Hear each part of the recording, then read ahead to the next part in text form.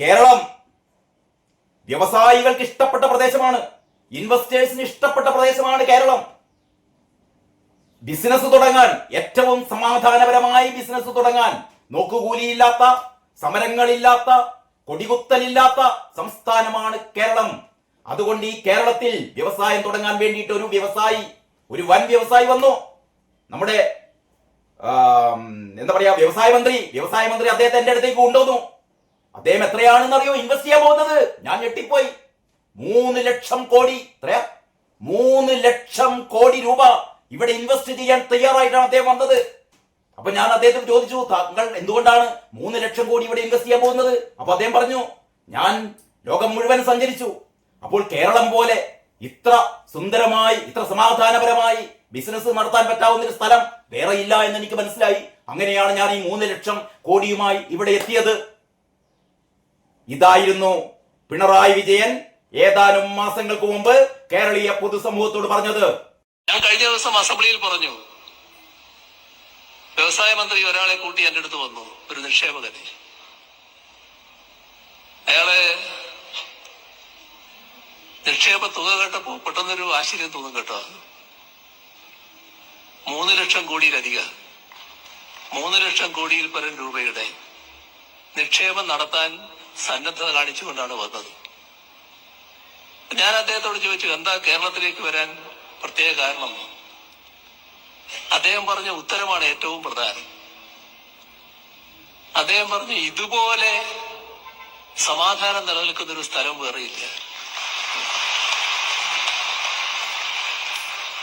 ഇവിടെ ഒരു തരത്തിലുള്ള കമ്മ്യൂണൽ പ്രശ്നമില്ല, ഒരു തരത്തിലുള്ള വർഗീയ പ്രശ്നങ്ങളും ഇല്ല. ഇവിടെ നല്ല സ്ഥിരതയുണ്ട്, ഞങ്ങൾക്ക് ഇവിടെ ശാന്തമായി കാര്യങ്ങൾ നടത്താൻ പറ്റും. അതുകൊണ്ടാണ് ഇവിടെ തിരഞ്ഞെടുക്കാൻ കാരണം. നമ്മളാരെങ്കിലും പറഞ്ഞാൽ അത് രാഷ്ട്രീയത്തിന്റെ ഭാഗമാണെന്ന് തോന്നും. പക്ഷെ നമ്മുടെ രാജ്യത്തെ, ലോകത്തെ നിക്ഷേപകര് കേരളത്തെ എങ്ങനെ കാണുന്നു എന്നതാണ് ഇതിലൂടെയൊക്കെ കാണുന്നത്. ഗോവിന്ദ മാഷേ, ആരാടോ ആ വ്യവസായി? 3 ലക്ഷം കോടിയുമായി ഇവിടെ ബിസിനസ് ചെയ്യാൻ വേണ്ടി മുഖ്യമന്ത്രി പിണറായി വിജയനെ സമീപിച്ച ആ വ്യവസായി ആരാടോ? പറയടോ, അതാദ്യം പറഞ്ഞിട്ട് സതീശൻ ഏത് വ്യവസായിയാണ്, അല്ലെങ്കിൽ ഏത് ഇൻവെസ്റ്ററെയാണ്, ഏത് ഇൻവെസ്റ്റ്മെന്റ് ടീമിനെയാണ് കാണാൻ പോയത് എന്ന് അപ്പം സതീശൻ പറയും. അതുവരെ സതീശൻ പറയില്ല, താനാദ്യം ഇത് പറയണം. ഏതായിരുന്നടോ 3 ലക്ഷം കോടി ഇൻവെസ്റ്റ് ചെയ്യാൻ വേണ്ടിയിട്ട് വന്ന വ്യവസായി? പറയടോ ഗോവിന്ദ. മിണ്ടാട്ടം മുട്ടിയോ? നിങ്ങൾ ഇമാതിരി പുളു അടിച്ച് ഇതൊക്കെ ജനത്തിന് മനസ്സിലായപ്പോഴാണ് നിങ്ങൾ ഒരു മൂലക്ക് ഇരുത്തിയത് അല്ലേ? ഇവിടെ ഒരു വ്യവസായിയും വരില്ല, വന്ന വ്യവസായികളൊക്കെ ഇവിടുന്ന് കുറ്റിയും പറിച്ച് ഓടുകയാണെന്ന് ഇവിടെ എല്ലാവർക്കും അറിയാം അല്ലേ? നമ്മുടെ കിറ്റക്സ് സാബുൻ ജേക്കബ് അല്ലേ, ഇവിടുന്ന് അദ്ദേഹത്തിന്റെ ഏറ്റവും വലിയ വ്യവസായശാല ഇവിടെ സ്ഥാപിക്കുമെന്നല്ലായിരുന്നോ? ഓടിച്ചില്ലേ? ശ്രീനിജനും നിങ്ങളെല്ലാം കൂടി കുടിച്ചാണോ ഓടിച്ചില്ല അദ്ദേഹത്തെ? തെലങ്കാനയില് ഏഷ്യയിലെ ഏറ്റവും വലിയ വസ്ത്ര നിർമ്മാണശാല അദ്ദേഹം തുടങ്ങി. 50,000-ൽ പരം ആളുകൾക്ക് അവിടെ ജോലി കൊടുക്കുകയാണ്. നിങ്ങൾ ഓടിപ്പിച്ചില്ലേ? എന്നിട്ട് നിങ്ങൾ ഉണ്ടാക്കിയ കഥയായിരുന്നു അത്. എത്ര? 3 ലക്ഷം കോടി. മണ്ണാങ്കട്ട 3 ലക്ഷം കോടി. എന്നിട്ടാണ് ഇപ്പൊ സതീശനെ പഠിപ്പിക്കാൻ വേണ്ടി വരുന്നത്. എടോ, സതീശൻ ഇൻവെസ്റ്റേഴ്സിനെ കാണും, ഇൻവെസ്റ്റേഴ്സിനെ കൊണ്ടുവരും. കാരണം നിങ്ങളുടെ ഇമാതിരി തോന്നിയാസ പരിപാടി സതീശൻ നടത്തില്ല കേട്ടോ. ഒളുപ്പുമാരില്ലാതെ പറയണം, സതീശൻ പറയണമെന്ന്. സതീശൻ പറയില്ലടോ, പറയില്ല. എന്താ മൂക്ക് കയറ്റുമോ? സതീശൻ പറഞ്ഞില്ലെങ്കിൽ സതീശൻ പറയണം. ആദ്യം അത് പറ. കാരണഭൂതം കൊണ്ടുപോകുന്ന ആ ഇൻവെസ്റ്റർ ആര് എന്ന് പറഞ്ഞ് അയാളെ കാണിച്ചു തന്നാൽ സതീശൻ ഇതും കാണിച്ചു തരും കേട്ടോ. അല്ലാണ്ട് വല്ലാണ്ട് വിളവെടുക്കല കേട്ടോ ഗോവിന്ദ. ഇവിടുത്തെ ജനങ്ങൾക്ക് അത്ര പെട്ടെന്ന് എന്താ പറയാ, ഈ ഓർമ്മകൾ നശിച്ചു പോയിട്ടൊന്നുമില്ല. ഏതാനും മാസം മുമ്പാണ് നിങ്ങൾ ഇമ്മാതിരി തോന്നി. അപ്പൊ നിങ്ങൾക്ക് എല്ലാവിധ അമ്മാതിരിയുള്ള പരിപാടി നടത്താം അല്ലേ? അതേ കണ്ണിലൂടെയാണ് നിങ്ങൾ എല്ലാവരും കാണുന്നത്. അതേ കണ്ണിലൂടെ എന്ന് പറഞ്ഞാൽ നിങ്ങൾ ചെയ്ത എല്ലാ തോന്നിയാസങ്ങളും സതീശൻ ചെയ്യുന്നുണ്ടോ എന്നാണ് നിങ്ങളുടെ സംശയം. അല്ലടോ. അതുകൊണ്ടാണ് നിങ്ങളെ മൂലക്കിരുത്തിയത്. ഒരു വകക്ക് കൊള്ളാത്തവരാണ് നിങ്ങൾ, ജനത്തിന് മനസ്സിലായി. അതുകൊണ്ടാണ് മൂലക്കിരുത്തിയത്. ഇനി മിണ്ടാതിരുന്നോളണം. ഇവിടെ വളരെ നല്ല രീതിയിൽ കാര്യങ്ങളൊക്കെ മുന്നോട്ട് പോകുന്നുണ്ട്. എന്നിട്ടാണ് നിങ്ങൾ സതീശനെ പഠിപ്പിക്കാൻ വേണ്ടി വരുന്നത് അല്ലേ? വേണ്ട ഗോവിന്ദ, വേണ്ട കേട്ടോ.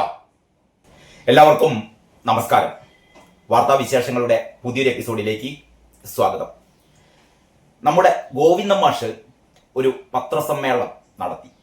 അതില് ഗോവിന്ദൻ മാഷ് ചോദിക്കുന്നത്, വി ഡി സതീശൻ ഹെലികോപ്റ്ററിൽ പോയി കണ്ടത് ഏത് ഇൻവെസ്റ്ററെയാണ്, എന്താണ് അക്കാര്യം വെളിപ്പെടുത്താത്തത്? ഗോവിന്ദൻ മാഷ് പറയുന്നതിലെ കാര്യമില്ലാതില്ല അല്ലെ? ശരിയല്ലേ? ഗോവിന്ദൻ മാഷ് പറയുന്നത് ഒരു വളരെ ലോജിക്കായ ഒരു കാര്യമാണ് മാഷ് പറയുന്നത്. കാരണം അറിയാലോ, അതായത് അതിന്റെ ഇടയിൽ ഗോവിന്ദൻ മാഷ് ശരിക്കും കുത്തുന്നത് പിണറായി വിജയനെയാണ്.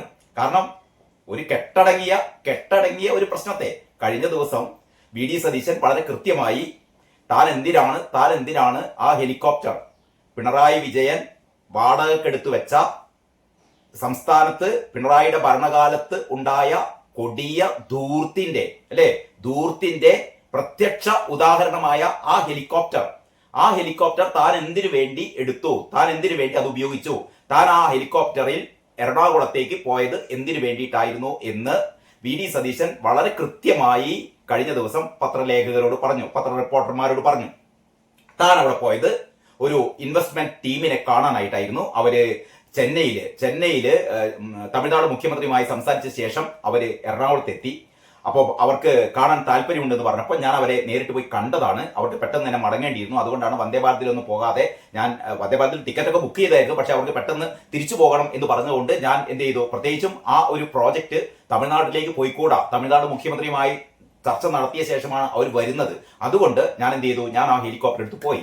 ആ ഹെലികോപ്റ്റർ പറഞ്ഞാലും പറഞ്ഞില്ലെങ്കിലും 80 ലക്ഷം രൂപ മാസം കൊടുക്കണം. ഈ 18 വരെ, സെപ്റ്റംബർ മാസം 18 വരെ അങ്ങനെ ഒരു കരാറിൽ പിണറായി വിജയൻ എഴുതി ഒപ്പിട്ട് ആ പൈസയൊക്കെ കൊടുത്തു കഴിഞ്ഞതാണ്. അപ്പം പോയാലും പോയില്ലെങ്കിലും ആ പൈസ കൊടുക്കണം. മാത്രമല്ല ഈ പൈലറ്റിൽ കൂടി ഒരു കോടി ഓരോ മാസവും 1 കോടി രൂപ ഓരോ മാസവും, നിങ്ങൾ മനസ്സിലാക്കണേ, ഓരോ മാസവും 1 കോടി രൂപ ഒരു കാര്യവുമില്ലാതെ പിണറായി വിജയൻ ആ ഹെലികോപ്റ്റർ കൊടുത്തുകൊണ്ടിരിക്കുകയായിരുന്നു.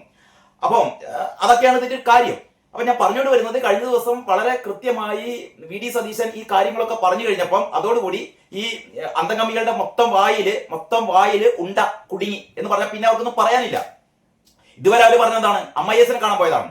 ഇതുവരെ അവർ പറഞ്ഞുകൊണ്ടിരുന്നത്, അല്ലെങ്കിൽ അതുവരെ അവർ പറഞ്ഞുകൊണ്ടിരുന്നത് അമ്മായിയച്ഛൻ ആലുവയിലെ ആശുപത്രിയിൽ ഉണ്ട്, അത് കാണാൻ പോയതാണെന്നാണ് പറയുന്നത്. പക്ഷെ സതീശൻ പറഞ്ഞു അതൊന്നുമല്ല, ഞാൻ പോയത് ഒരു ഇൻവെസ്റ്റേഴ്സ് അവരുമായിട്ടുള്ള ഒരു മീറ്റിങ്ങിന് വേണ്ടിയിട്ടാണ് പോയത്. അങ്ങനെ അത് തീർന്നായിരുന്നേ. ഇപ്പൊ ഗോവിന്ദൻ മാഷിന്റെ പത്രസമ്മേളനം അപ്പോഴാണ് ഗോവിന്ദൻ മാഷ് പറയുന്നത്, അതൊന്നും പറഞ്ഞ പോര സതീശൻ പറയണം ഏത് ഇൻവെസ്റ്ററെ കാണാൻ പോയി, ഏത് ഇൻവെസ്റ്ററെയാണ് കാണാൻ പോയത്, എന്താണ് നിങ്ങൾ ഉണ്ടാക്കിയ ഡീൽ അറിയണ്ടേ നമുക്ക്. അപ്പോഴാണ് നമുക്ക് മനസ്സിലായത് ഗോവിന്ദൻ മാഷ് പറയുന്നതിൽ ഒരു ശരിയുണ്ട്. അങ്ങനെ വി ഡി സതീശൻ ആരെയാണ്, ഏത് ഇൻവെസ്റ്ററെയാണ് കാണാൻ പോയത് എന്ന് സതീശൻ പറയണം, അല്ലെ? നിങ്ങൾ പറ, ഗോവിന്ദൻ മാഷ് പറയുന്നതിൽ ശരിയില്ലേ? പക്ഷേ ഗോവിന്ദൻ മാഷ് വേറൊരു കാര്യം